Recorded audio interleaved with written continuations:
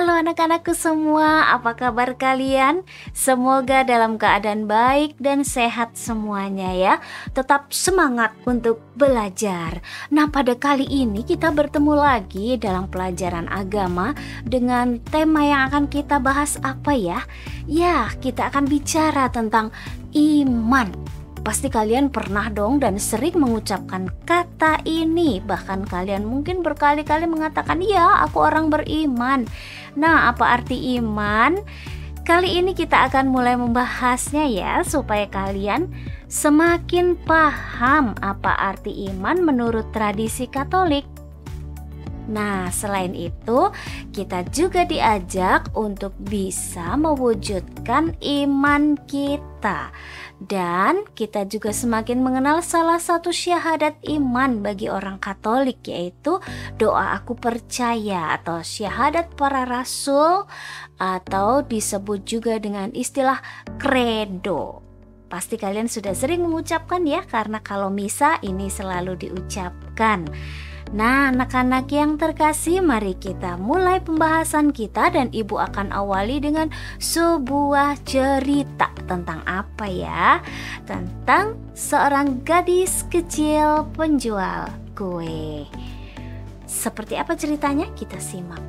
Ada seorang gadis kecil, kira-kira dia umur kayak kalian lah ya, kelas 3 begitu. Ayahnya sudah meninggal. Dia tinggal bersama mamahnya dan adiknya yang masih kecil. Mamanya mengajarkan dia untuk menjadi anak yang baik, anak yang rajin, dan juga membantu orang tuanya untuk mencukupi hidup sehari-hari. Mamanya pintar membuat kue dan ketika itu mamanya ingin berjualan kue, tetapi si gadis kecil ini meminta supaya dia yang menjualkan. Lalu apa yang dia lakukan? Setiap sebelum berangkat ke sekolah, dia akan berada di depan sebuah minimarket. Di situ dia membawa dagangan kue-kue buatan mamanya. Dan tersebutlah ada seorang ibu yang datang. Dia turun dari mobilnya dan ingin berbelanja ke minimarket itu. Lalu dia segera buru-buru mendatangi ibu itu dan menawarkan dagangannya. "Selamat pagi ibu, silahkan membeli kue jualan saya. Ini bersih, enak, sehat, bergizi, dan higienis loh." Lalu si ibu itu mengatakan, "Maaf nak, saya akan berbelanja ke toko yang di dalam itu. Ada keperluan yang ingin saya beli." "Oh begitu, baik ibu, silahkan." Lalu anak ini melihat si ibu sedang sibuk belanja di dalam dan ketika ibu itu sudah keluar, dia dengan semangat lagi menawarkan sekali lagi, "Ibu maukah untuk membeli dagangan kue saya ini? Ini enak, ini buatan mama saya dan saya juga bantu-bantu. Lumayan kok bu, ini saya bisa meringankan beban orang tua saya untuk membiayai sekolah saya karena ayah saya sudah meninggal." "Hah? Oh begitu, gini deh nak." Lalu si ibu itu merogoh dari saku bajunya. Dia mengambil uang sebesar 7.300. "Ini nak, ambil aja uang ini. Ibu tidak membeli kuemu, tapi anggap aja uang ini adalah sedekah dari ibu ya." Kok begini bu? "Ya tapi ya baiklah, terima kasih ibu." Lalu si ibu itu kembali ke mobilnya ingin pulang dengan membawa belanjaannya. Sekali lagi dia melihat dari kaca spion apa yang dilakukan oleh si gadis kecil tadi. Ternyata si gadis kecil ini nyamperin seorang bapak tua pengemis yang ada di dekat pertokoan itu. Dia mengatakan, "Bapak, ini ada uang sedekah tadi dari ibu yang baik itu, silahkan diambil." Nah kaget dong si ibu yang ada di mobil itu. Dia turun lagi, dia nyamperin ke anak itu, dan gadis kecil ini kaget ketika tiba-tiba ibu yang ngasih uang tadi sudah di sampingnya. Maaf bu, maaf, maksud saya, boleh tanya nak, kenapa kamu kasih uang sedekah dari ibu tadi? Bukannya kamu juga butuh uang?" Iya bu, terima kasih.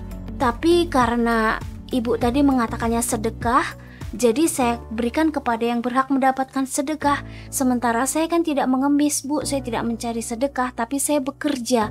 Kata mama saya, Kita tidak usah mengemis, tapi kita harus bekerja untuk mencukupi kebutuhan hidup sehari-hari.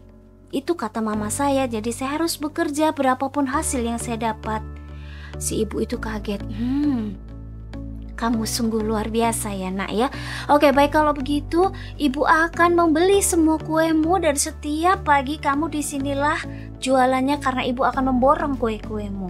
Kamu buat yang lebih banyak lagi supaya kamu bisa menjual kepada orang lain ya. Hah? Oh ya ibu, terima kasih banyak ibu. Dan si anak ini sungguh-sungguh bersyukur, dia berlutut dan dia tundukkan kepala, dia berdoa. Ibu itu semakin kagum terhadap gadis kecil ini. Anak-anak yang terkasih, kisah gadis kecil penjual kue ini mengingatkan kepada kita bahwa ada rasa percaya yang penuh ketika seseorang mendapatkan pesan dari orang tuanya. Si anak tadi dipesankan oleh orang tuanya supaya dia tidak meminta-minta tapi bekerja. Ada rasa percaya bahwa Tuhan akan memberikan rezeki kepada dia berapapun dari hasil pekerjaannya itu. Dia percaya juga bahwa nasihat ibunya itu baik untuk dirinya. Anak-anakku yang terkasih, bicara soal iman itu ada hubungannya dengan rasa percaya kita. Rasa keyakinan kita terhadap sesuatu, khususnya bicara tentang iman, percayanya kita kepada Tuhan Allah. Anak-anak yang terkasih, Tuhan Allah itu memberikan banyak sekali anugerah dalam hidup kita. Ada orang tua, ada makanan minuman setiap hari, ada teman-teman, ada saudara, ada rumah, mungkin ada di antara kamu yang punya mobil, punya gadget dan sebagainya.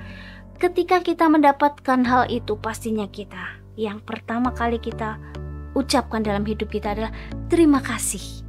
Syukur bahwa aku memiliki semuanya itu.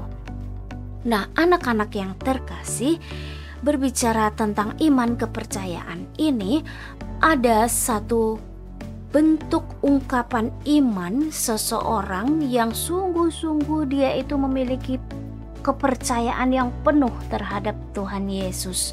Ada di mana kisahnya itu? Ada dalam kutipan kitab suci Lukas bab 7 ayat 1-10.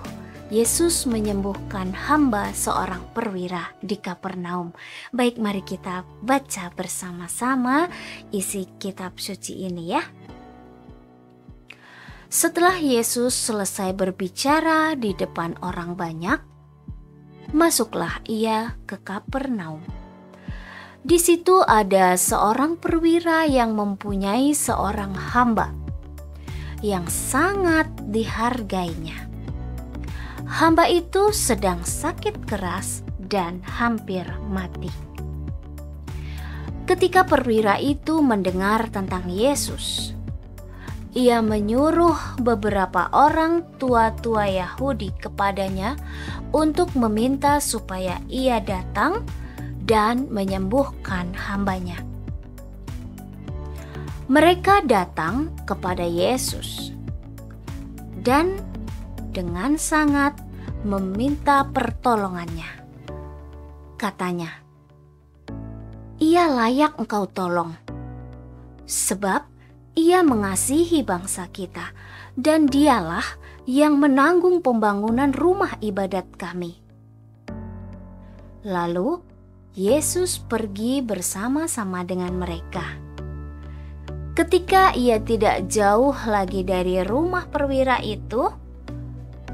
itu menyuruh sahabat-sahabatnya untuk mengatakan kepadanya, "Tuan, janganlah bersusah-susah, sebab aku tidak layak menerima Tuan di dalam rumahku.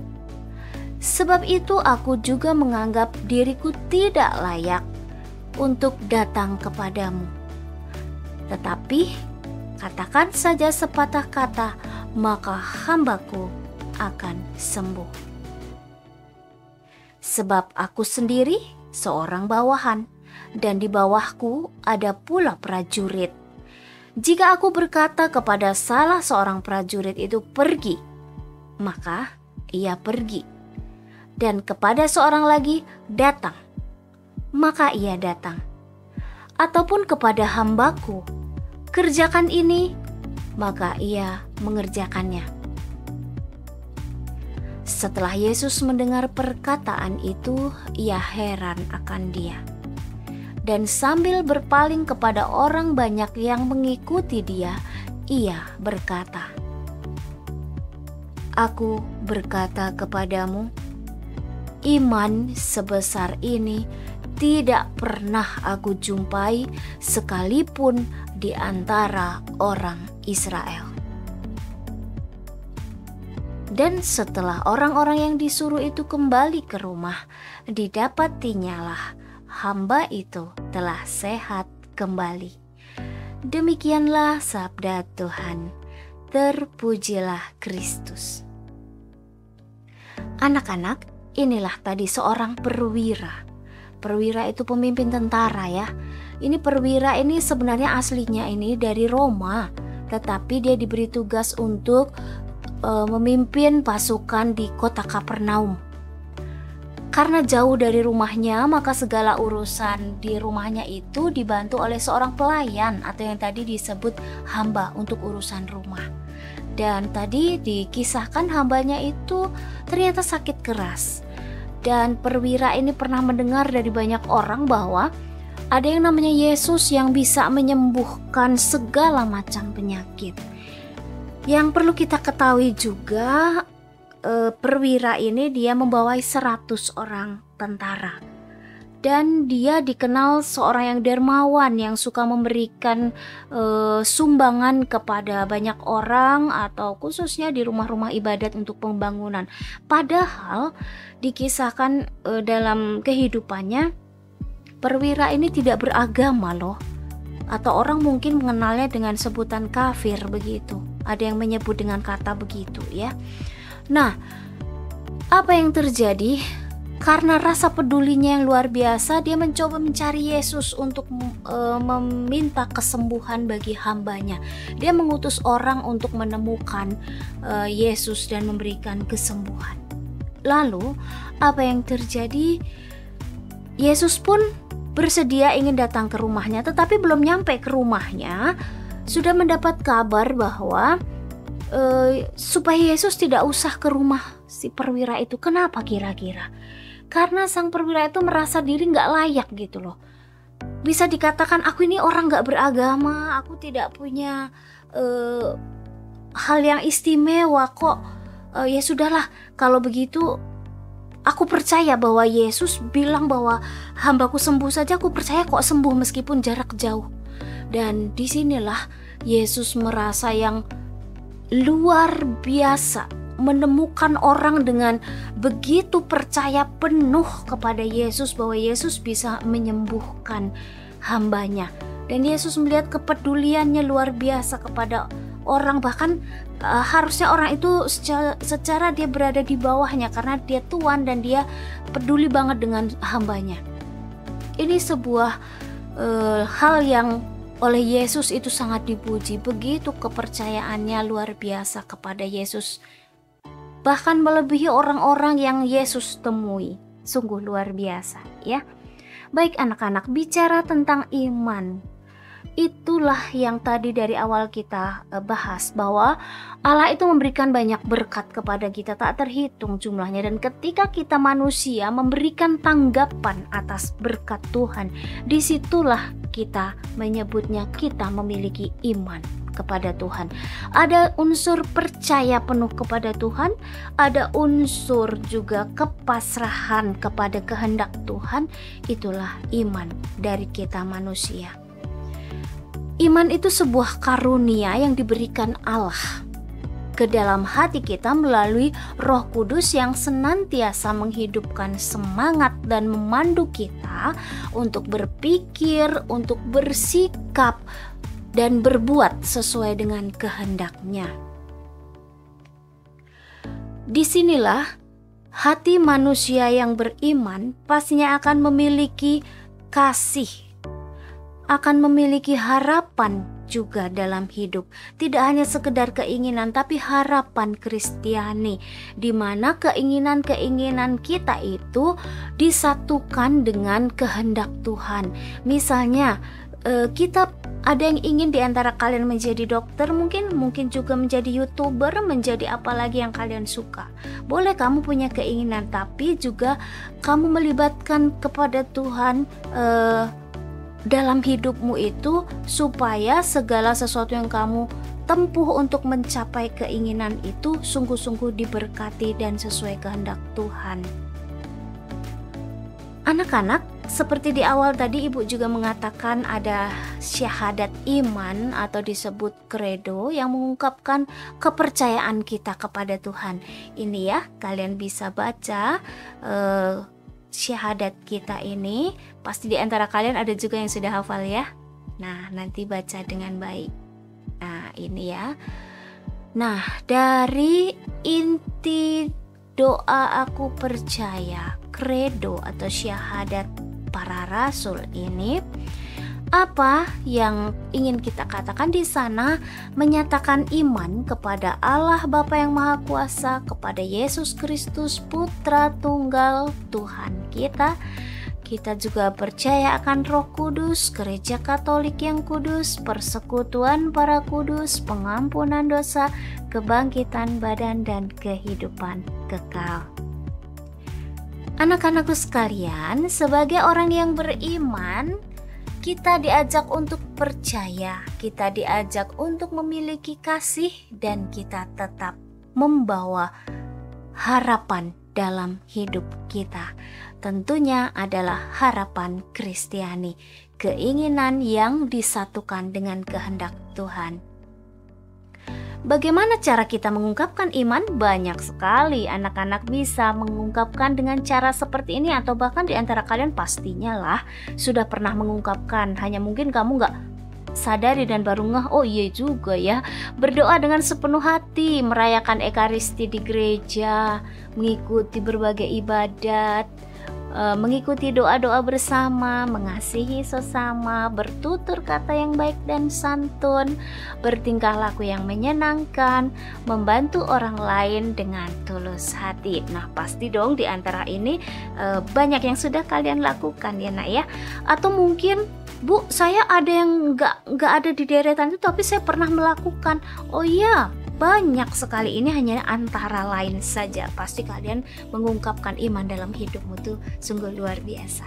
Baik anak-anakku sekalian, terima kasih kalian sudah menyimak dengan baik pembelajaran kita tentang iman.